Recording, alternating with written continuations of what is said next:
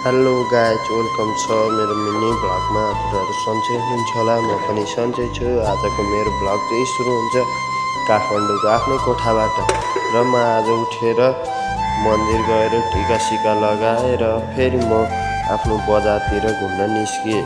म चाहिँ काठमाडौँ आउनुको कारण चाहिँ हिजो हस्पिटल जानुपर्ने थियो, त्यसैले आएको थिएँ र आज घर फर्किन्छु।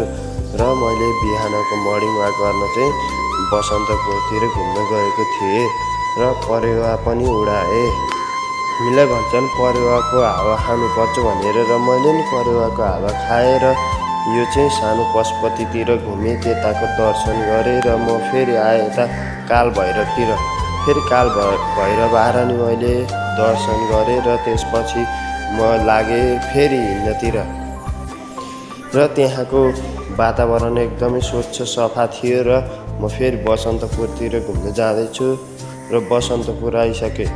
यो चाहिँ नौतले दरबार अगाडि छु म।